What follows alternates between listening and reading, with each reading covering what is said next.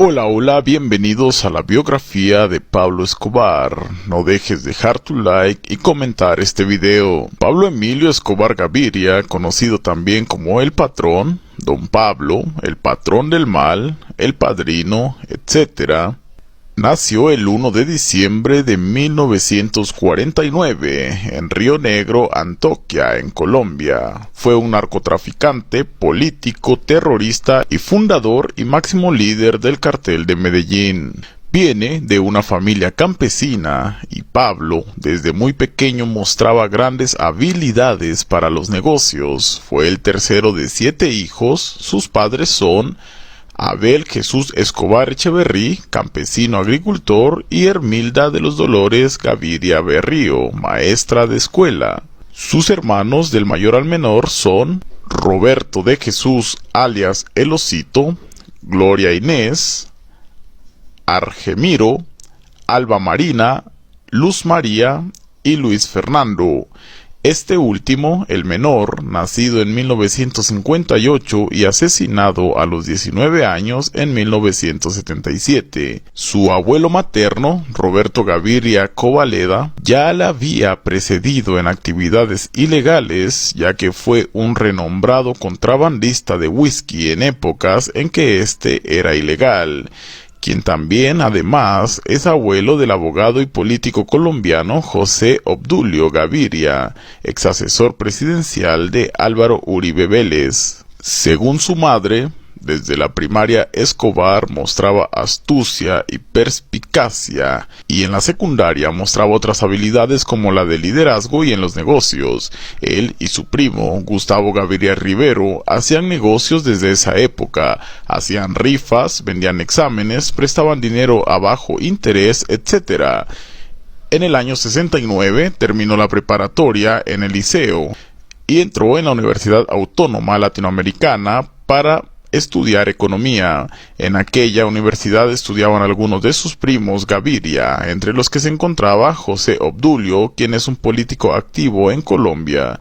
Al final, Pablo dejaría la universidad para dedicarse a sus negocios. Su esposa fue Victoria Eugenia Henao Vallejo, más conocida como La Tata. Se casaron en 1976 cuando ella tenía apenas 15 años de edad.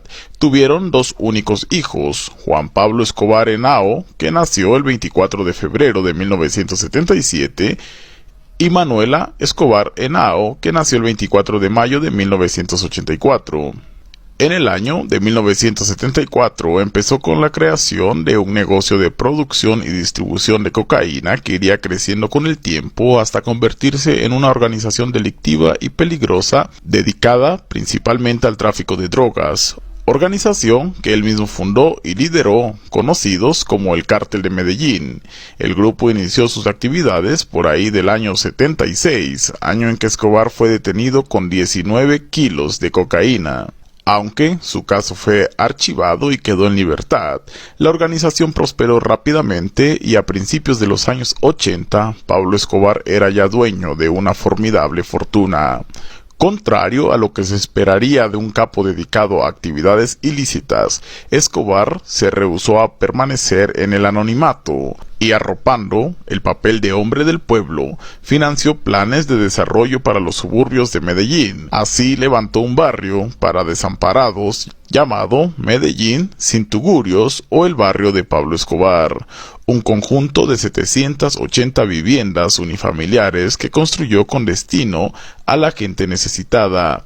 Ello le permitió obtener los votos que le convirtieron en alcalde de Medellín. Los narcotraficantes, que en su afán de tener más poder y capacidad de manipular las leyes y al gobierno, habían en más de una ocasión aportado dinero para las campañas políticas, parlamentarias y presidenciales, intentaban ahora meterse de lleno en la sociedad colombiana, involucrándose directamente en la política. Pablo Escobar había formado un grupo político llamado Civismo en Marcha, adscrito a la formación del nuevo liberalismo, y en 1982 logró ganar el puesto de diputado suplente del parlamentario antioqueño Jairo Ortega en el Congreso de la República. Pero Aunque no lo crean, no fue Escobar el único miembro del cartel de Medellín en lograr meterse en la política y al gobierno, sino que también Carlos de Rivas había creado otro movimiento político, el Movimiento Latino Nacional, y él se involucró en la política al igual que Pablo. Sin embargo, la coalición Nuevo Liberalismo estaba liderada por un político honesto y con una trayectoria implacable, Luis Carlos Galán, quien, al tener noticia de los rumores sobre las actividades criminales de Escobar denunciadas por el periódico El Espectador, lo expulsó de su movimiento y así llegaba el fin a la carrera política de Escobar, aunque todavía promovió una serie de campañas cívicas y obras sociales con ayuda de los sacerdotes Elías Loperas Cárdenas y Hernán Cuartas. En 1983 volvió a la clandestinidad y durante mucho tiempo lograría salir airoso del asedio periódico de las autoridades colombianas y de agencias internacionales como la Interpol y la DEA. Esa fue la primera razón por la que Luis Carlos Galán se convirtió en el gran enemigo de los narcotraficantes, quienes iniciaron una incesante persecución contra él y contra su movimiento, bajo las instrucciones del propio Escobar y de Gonzalo Rodríguez Gacha. El gobierno de Belisario Betancur había iniciado en 1983 una reforma tributaria con la cual se quiso ofrecer una legislación que daba la posibilidad de incorporar los llamados dineros calientes a la economía del país. Se había discutido entonces la posibilidad de legalizar la droga y sus principales protagonistas. Todo ello quedó puesto en entredicho. Pero quien más problemas tenía ante la integración de los narcotraficantes a la vida política del país fue Estados Unidos, principal país consumidor de droga que exportaba Escobar. El gobierno norteamericano comenzó a ejercer fuertes presiones en la política colombiana a través de la DEA, entidad dedicada a la persecución y control del narcotráfico. El embajador de los Estados Unidos en Colombia, Lewis Tam, fue el encargado de rechazar cualquier acercamiento con los narcos y pidió de manera formal su extradición como medida de presión. Vinculando ya en ese momento el narcotráfico con la guerrilla, se dio un gran debate a favor y en contra de la extradición. Los narcos, en cabeza de Pablo Escobar, sacaron la famosa frase «preferimos una tumba en Colombia a una celda en los Estados Unidos». El presidente Betancur y el procurador Carlos Jiménez Gómez se manifestaron en contra de la extradición de nacionales a Estados Unidos, pero un hecho vino a cambiar la situación. El 30 de abril de 1984, el ministro de Justicia, Rodrigo Lara Bonilla, partidario de la extradición y miembro del Nuevo Liberalismo, fue asesinado por la mafia. El gobierno Betancur declaró la guerra al narcotráfico y muy especialmente al cartel de Medellín, que desencadenó como respuesta una ola de asesinatos en los que caerían líderes populares y agrarios, diputados y senadores, periodistas y jueces, candidatos a la presidencia y muchos otros personajes de la vida nacional. Finalmente, en el periodo en que fue presidente de Colombia César Gaviria, se aprobó la Constitución de 1991, en la que quedaba expresamente prohibida la extradición de colombianos a los Estados Unidos.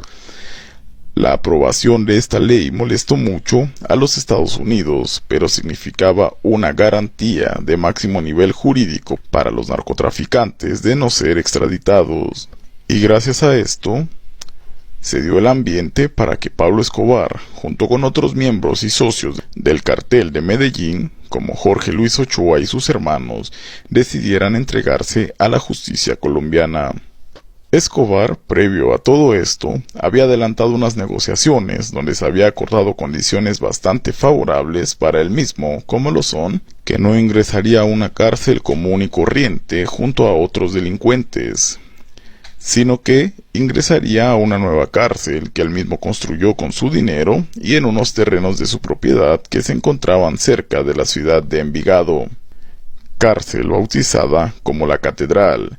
Esta cárcel, que contaba con muchos lujos inimaginables, por lo menos para una cárcel, no albergaba más convictos que el mismo Pablo Escobar, sus lugartenientes y colaboradores más cercanos. Desde allí, siguió manejando su lucrativa organización bajo la protección de sus escoltas en el interior y de los cuerpos de seguridad colombianos en el exterior. Esta situación causó gran enojo y decepción por parte de los Estados Unidos y se inició el rumor de que comandos especiales estadounidenses intervendrían la catedral y se llevarían al capo extraditado, argumentando Pablo que la falta de seguridad y la influencia de los intereses norteamericanos ponían en peligro su vida y que las garantías que le había ofrecido el gobierno eran insuficientes.